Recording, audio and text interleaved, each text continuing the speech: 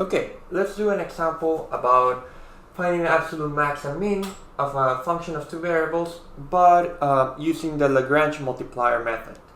So in this case, we have this function x squared minus x times y minus 1/2, and we're trying to find the absolute max and min of this function when we look at the function restricted to the following region on the xy plane, which is a unit disk.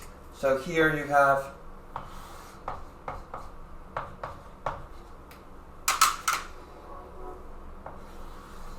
the equation x squared plus y squared equals 1. That's the equation for the unit circle. And we're studying this function restricted to the unit disk. So just to put this in perspective, let's think first about what you would have done in the 1D case.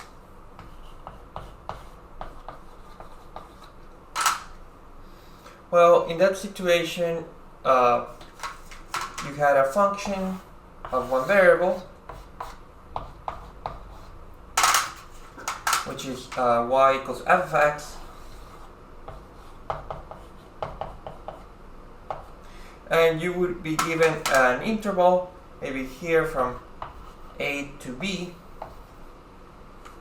okay, and you would try to find the absolute max and min of this function when restricted to the interval a, b. The point of how you would do that is like first you find the ordinary absolute, the ordinary critical points.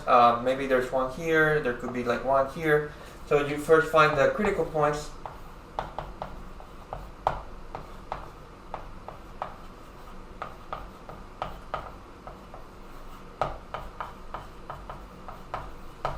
Okay, but the point is, in addition to those like the usual critical points, maybe now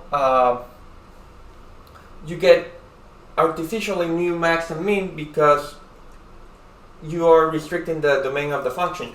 So you should imagine that by looking at the function between a and b, you're creating like some walls, and then notice that here there's like a potential value that could be below this one, so there's like a potential min. And here, well, if I have moved this a little bit to the right, it's easy to convince yourselves that this could have been like a max. So in general, you also have to evaluate f at the endpoints. So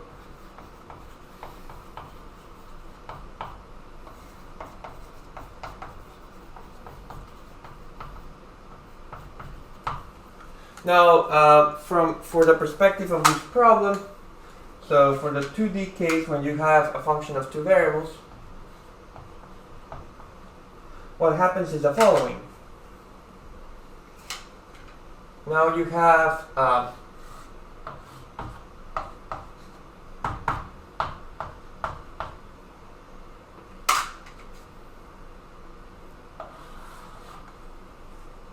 the unit disk here.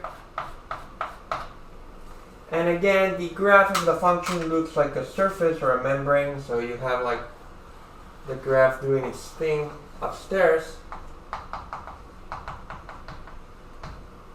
And the point is that in the same way in which you get some sort of vertical walls from the endpoints, now the endpoints, there are multiple endpoints, right? There are infinitely many endpoints which correspond to the points on the unit circle, which are like the boundary of this region. So you have to imagine that here you lift the unit circle, you get some wall which cuts the surface into some curve upstairs.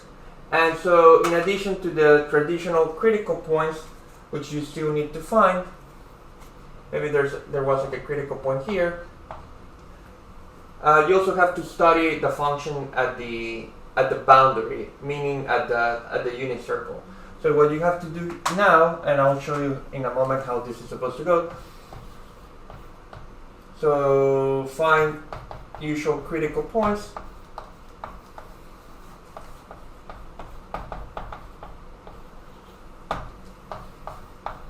So in this case, these are just found by setting the partial derivatives equal to 0.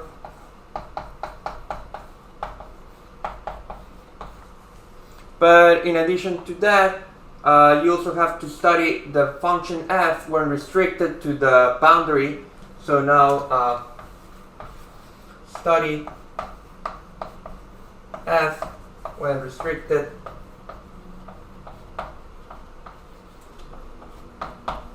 to the boundary of the region.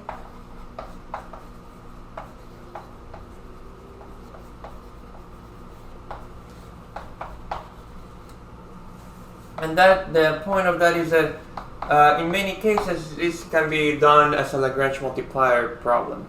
There's another way to do this, but which I will just mention, but this is the method that I'll. So as I was solving the problem, I just realized it was getting way too complicated, and you needed to solve like finding the roots of a polynomial of degree 3, a cubic polynomial for which you don't need to know the general formula. So let's do instead this function, which is 8x squared minus 2y, and still on the unit disk. So here,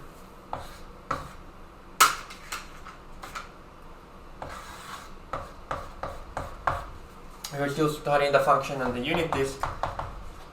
What I said before was that you have to find the critical points, so let's find critical points.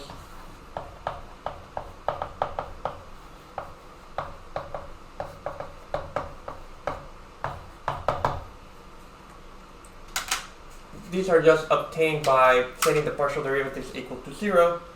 So the partial of f with respect to x equals 16x. The partial of f with respect to y equals minus,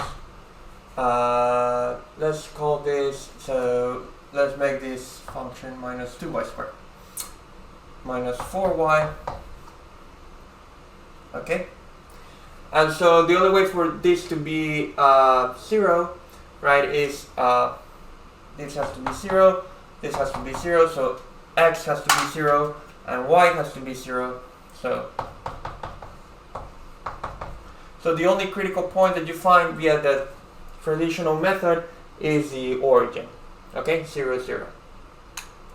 Now let's try to do the second part, which was that you must study the function f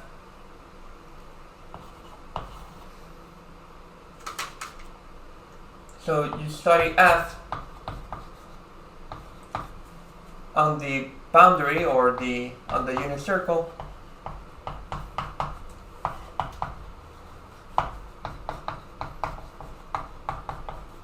So there are two methods to use for doing this. The first method is so let's call this option 1.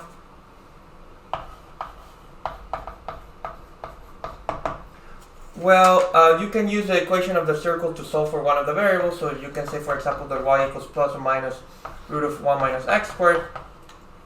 And that turns a function f into a function of one variable, which is the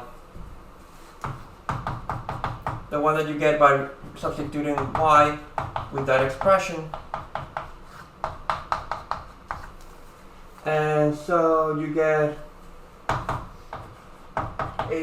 8x squared minus 2y squared, and when you square y, you get 1 minus x squared. Okay? And so notice that between -1 and 1, the function x, the variable x is between -1 and 1. So this becomes like an absolute max mean problem from Calc 1.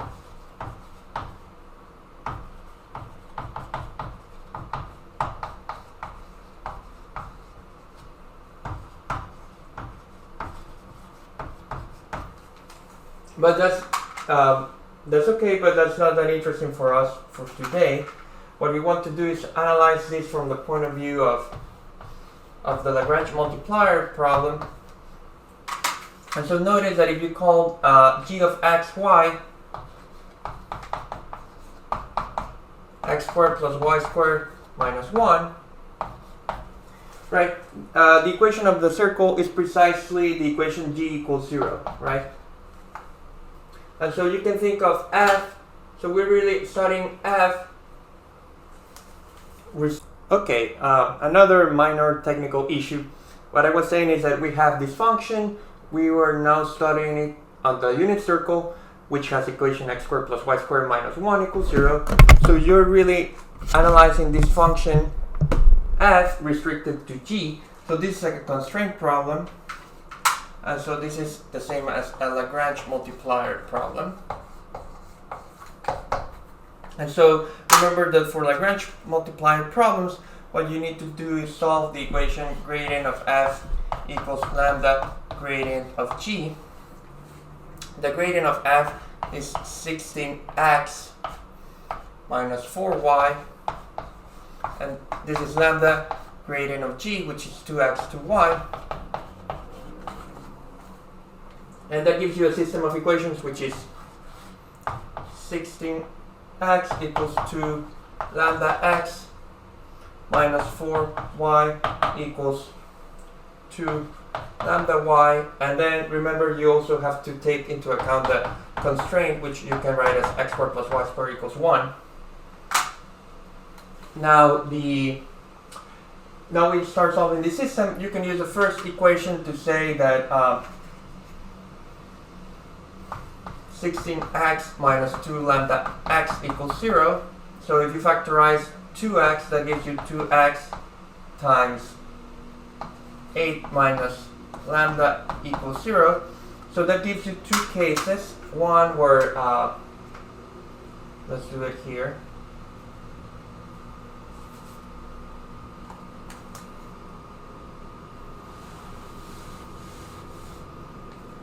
So what was the function? It was 8x squared minus 4 minus 2y squared.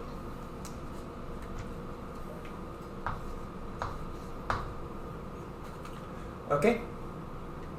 And so in this situation, the one possibility is that x equals 0, so you get case x equals 0. Let's work this out. What happens when x equals 0? So when x equals 0, you get 0 equals 0, that's fine. You don't get anything interesting yet on this equation, but then you can also use the third one. Let's call this 1, 2, 3. You can use the third one to conclude that y has to be plus or minus 1. Okay? So for x equals 0, there are two possibilities, which are 0, 1, and 0, negative 1. If you remember, we were studying this function on the unit circle, which is here. So we already had found before that the origin is a critical point, and then we have these two values, which are 0, 1 and 0, negative 1, or sorry, these 2 points.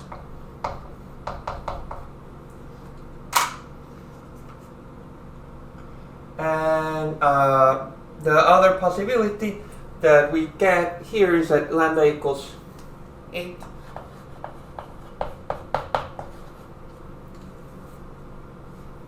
And if you do this, then again you get 16x equals 16x, which is fine, but it doesn't give you anything useful now. And then you get minus 4y. Now let's do 2. You get minus 4y equals 16 lambda. 16y, which gives you 20y equals 0, and that can only happen when y equals 0. And so if y equals 0, again you go to the third equation, which now tells you that x has to be plus or minus 1. So that means that there's a point which is 1, comma 0, and negative 1, comma 0. And so these correspond to these other 2 points. So overall, in addition to the original critical point, which is just the origin, you get 2 points from this case and 2 points from that case. And so now what we have to do is make a table where we put the values of the point and the corresponding value for f.